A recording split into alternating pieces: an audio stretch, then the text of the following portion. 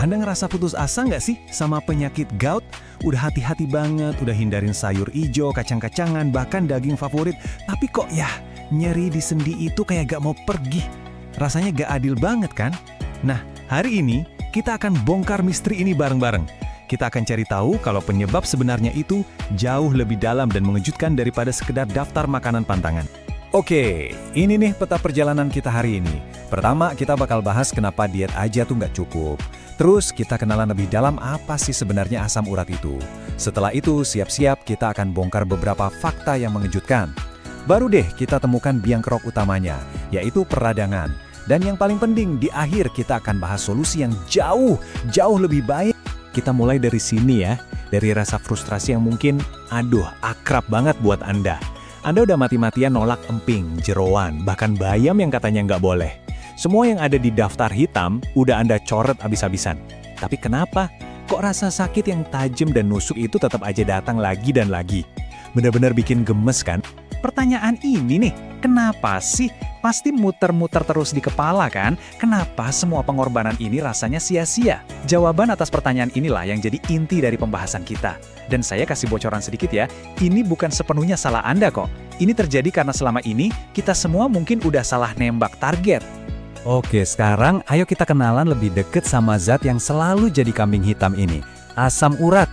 Serius deh, memahami siapa dia sebenarnya, itu adalah langkah pertama yang paling fundamental buat mecahin teka-teki penyakit gout. Jadi begini, penting banget buat dilurusin. Asam urat itu bukan racun atau zat asing yang jahat.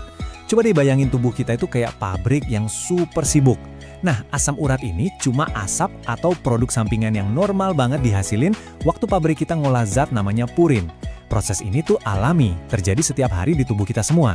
Nah, ini dia nih, fakta yang sering kali bikin kaget banyak orang dan mengubah cara pandang kita. Ternyata, mayoritas sekitar 60% asam urat dalam darah kita itu justru diproduksi oleh tubuh kita sendiri, dari dalam. Makanan yang kita makan itu cuma nyumbang sekitar 40% sisanya. Inilah alasan utama kenapa diet super ketat sekalipun seringkali rasanya gak ngefek-ngefek amat. Biar gampang, kita bedain ya dua hal ini. Punya asam urat di dalam darah itu, ibaratnya kita nyimpan kayu bakar di rumah. Itu normal kan? Dan memang seharusnya ada. Masalahnya itu adalah gout, yaitu penyakitnya. Itu adalah kondisi di mana kayu bakar tadi tiba-tiba kebakar hebat di dalam sendi Anda. Jadi, gout itu soal peradangan, bukan sekedar soal adanya asam urat. Paham bedanya? Itu kunci solusinya. Oke, sekarang kita masuk ke bagian yang paling seru. Siap-siap ya, karena beberapa fakta ini mungkin bakal ngejungkir balikin semua yang pernah Anda dengar atau baca tentang gout. Fakta nomor 1 dan ini benar-benar aneh. Sebuah paradoks. Coba deh bayangin, setengah loh, 50% orang yang lagi kesakitan parah karena serangan gout, pas darahnya diperiksa saat itu juga, kadar asam uratnya justru normal. Ini bukti yang kuat banget kalau kadar asam urat yang tinggi itu bukanlah satu-satunya dalang di balik rasa sakit yang luar biasa itu. Dan kebalikannya juga berlaku loh, ada banyak banget orang di luar sana yang kalau cek lab, hasil asam uratnya tinggi dari tahun ke tahun. Tapi mereka sehat-sehat aja, nggak pernah tuh ngerasain nyeri sendi sedikit pun. Ini makin nengesin lagi kalau asam urat yang tinggi itu cuma salah satu tersangka, tapi bukan satu-satunya penyebab rasa sakit yang Anda alami. Ternyata, asam urat ini kayak punya kepribadian ganda. Kalau dia ada di tempat yang benar, yaitu di dalam aliran darah, dia itu justru jadi pahlawan loh. Dia berperan sebagai antioksidan yang melindungi sel-sel kita dari kerusakan. Keren kan? Tapi, masalah besar muncul kalau dia nyasar dan masuk ke jaringan sendi. Nah, disitulah dia berubah jadi penjahat yang nyulut api peradangan. Jadi, kalau bukan cuma soal kadar asam urat yang tinggi, terus siapa dong penjahat utamanya? Nah, seperti yang tadi udah kita singgung, jawabannya adalah sebuah kondisi yang namanya peradangan kronis atau inflamasi. Inilah panggung utama tempat semua drama penyakit gout ini terjadi. Peradangan kronis ini tuh bukan hal yang aneh-aneh. Ini adalah hasil kumulatif dari gaya hidup kita sehari-hari. Makanan instan, minuman manis, stres kerja yang gak ada habisnya, sama kebiasaan begadang. Coba deh kita renungin sebentar. Semua ini sedikit demi sedikit menciptakan kondisi siaga 1 yang terus-menerus di dalam tubuh. Sebuah lingkungan yang panas, yang sempurna banget buat kristal asam urat terbentuk dan memicu nyeri. Nah, kondisi peradangan ini juga yang ngebuka tabir misteri lain.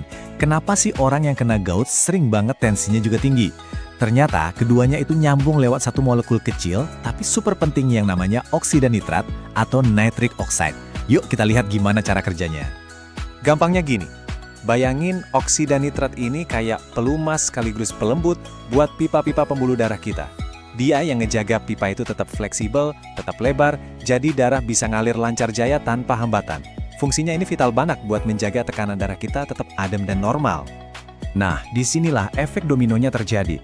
Pertama, kadar asam urat yang terlalu banyak di tubuh ternyata menekan produksi si oksida nitrat ini. Akibatnya apa? Pembuluh darah yang tadinya lentur jadi kaku dan menyempit, kayak selang air yang dipencet. Ini maksa jantung buat kerja ekstra keras pompa darah. Dan hasilnya, ya tekanan darah pun jadi melonjak naik. Oke, setelah kita paham akar masalah yang sebenarnya, sekarang kita bisa pindah ke bagian yang paling penting, solusinya. Dengan pemahaman baru ini, kita bisa ngerancang rencana aksi yang jauh lebih kuat, lebih cerdas, dan pastinya lebih efektif daripada sekedar ngapalin daftar pantangan makanan. Jadi, daripada kita paranoid sama semua makanan berpurin, kayak sayuran, fokus kita seharusnya pindah ke biang kerok peradangan yang sesungguhnya. Musuh nomor satu adalah fruktosa, terutama dari sirup jagung fruktosa tinggi yang ada di hampir semua minuman kemasan dan makanan olahan. Alkohol, jeroan, dan makanan instan juga ada di daftar teratas. Terus gimana sama sayuran hijau? Tenang aja, Anda nggak perlu takut sama bayam atau asparagus, kecuali mungkin pas serangan jerinya lagi parah-parahnya. Jadi, strategi terbaik itu bukan soal daftar pantangan yang bikin stres, tapi soal membangun ulang fondasi kesehatan kita yang kokoh. Ini pendekatan gaya hidup yang menyeluruh. Fokus utama adalah turunkan peradangan dengan makanan utuh. Lalu, kelola stres dan pastikan tidur Anda berkualitas. Ini penting banget. Minum air putih yang cukup buat bantu kerja ginjal. Seimbangkan juga mineral dalam tubuh. Ini semua tentang memperbaiki cara kerja tubuh kita secara keseluruhan. Jadi, inilah pesan paling penting yang bisa kita bawa pulang dari sini. Coba deh lihat gout itu bukan sebagai hukuman atas makanan yang salah, tapi sebagai sebuah sinyal. Sebuah alarm penting dari tubuh Anda yang minta perhatian lebih pada kesehatan Anda secara menyeluruh. Karena kalau Anda cuma fokus ke makanan, tapi tiap hari stres dan kurang tidur, masalahnya nggak akan pernah benar-benar tuntas. Jadi, pertanyaan terakhir untuk kita renungkan bukanlah, apa yang tidak boleh saya makan? Melainkan, bagaimana caranya saya bisa membangun gaya hidup yang benar-benar sehat secara keseluruhan.